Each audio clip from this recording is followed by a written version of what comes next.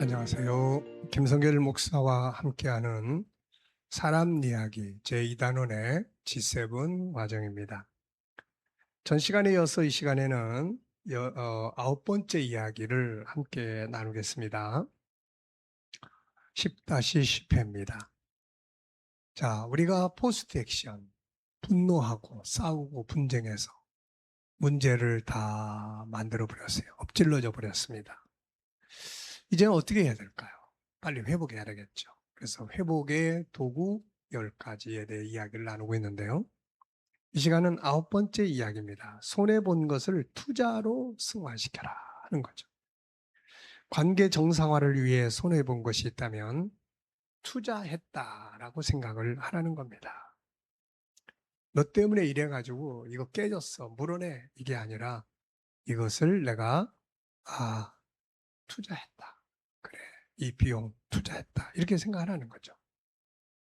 예수님의 말씀을 좀 기억을 하면 좋습니다. 마태복음 5장 39절로 보면 나는 너에게 이르노니 악한 자를 대적하지 말라. 누구든지 내 오른편 뺨을 치거든 왼편도 돌려대며 또 너를 고발하여 속옷을 가지고자 하는 자에게 겉옷까지도 가지게 하여 또 누구든지 너로 억지로 오리를 가게 하거든 그 사람과 식리를 동행하고 내게 구하는 자에게 주며 내게 꾸고자 하는 자에게 거절하지 말라.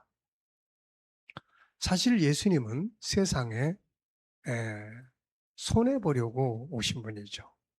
그는 항상 주는 일만 했습니다. 그분은 항상 주고 손해보시는 삶을 사셨는데 그렇다면 그분이 얻은 건 뭔가요? 바로 사람을 얻은 거죠. 그런데 깊이 생각해 보면 사람을 얻으면 모든 것을 얻는 것임을 알 수가 있습니다. 거꾸로 말하면 예수님은 세상에 가장 중요한 걸 얻으려고 오신 분이에요. 근데 이 가장 중요한 걸 얻기 위해서 주님은 먼저 손해보는 삶을 사셨습니다. 가장 중요한 것, 그분에게 가장 중요한 것은 바로 사람입니다.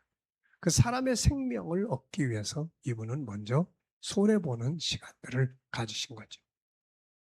이게 농부의 원리입니다. 그래서 예수님의 가르침은 씨 뿌리는 이야기가 참 많이 나와요.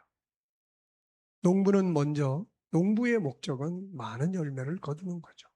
그런데 농부는 그 열매를 얻기 위해서 먼저 손해보는 시간을 갖습니다.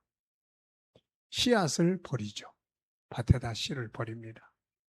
그리고 시간을 버립니다. 많은 시간을 그 밭에다가 쏟아붓는 거죠. 어떻게 보면은 버리는 것 같은데 나중에 보면은 그것을 통해서 자기가 얻고자 하는 것을 얻게 된다. 그런 이야기죠. 때로는 좀 억울할 수 있습니다. 그럴 때 예수님을 생각하고 그 억울함을 그냥 짊어지고 가면 그게 바로 좋은 투자가 될 수 있는 거죠.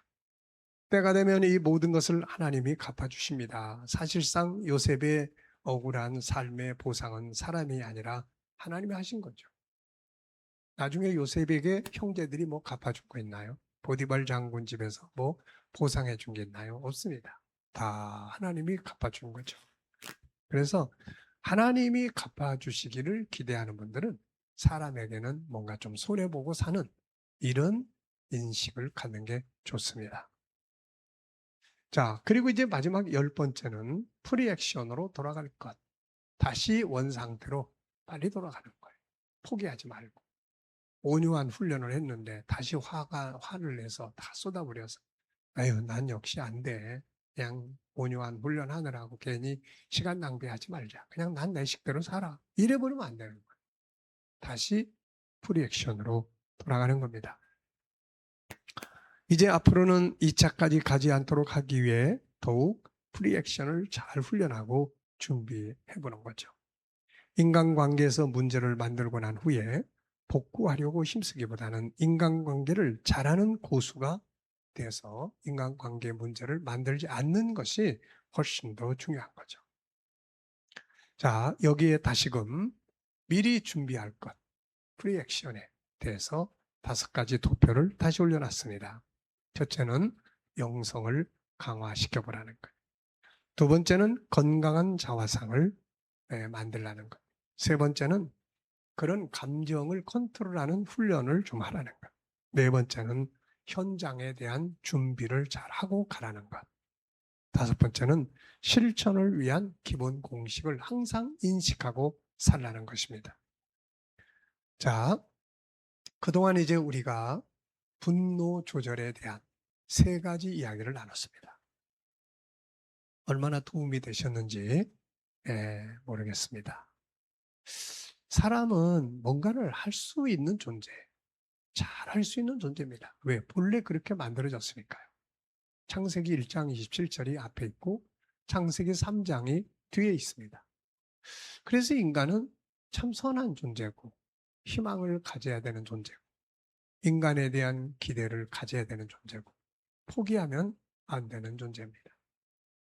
그래서 이 분노 조절도 잘할 수 있습니다. 우리는 본래 온유한 사람으로 다 만들어졌으니까. 자, 그래서 세 가지의 과정.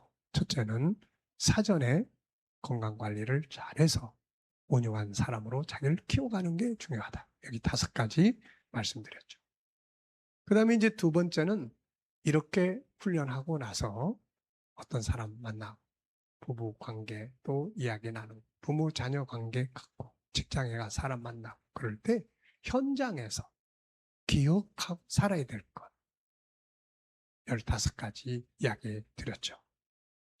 자, 그리고 난 다음에 이제 화를 내서 잘 참았다가 그래도 더 이상 견딜 수 없어서 분노하다가 그냥 다 엎질러서 대판 싸우고 끝나버렸습니다. 어떻게 해야 되느냐? 홍수 이야기했죠. 그걸 그냥 내버려 두는 사람이 있습니다. 자존심 때문에, 체면 때문에, 또 시간이 없어서. 그러면 나중에는 관계 회복이 참 힘들어져요. 감정의 분노와 이성적 분노에 말씀드렸죠. 감정의 분노는 순간적인 거예요. 이걸 빨리 해결해버리면 다시 좋아집니다.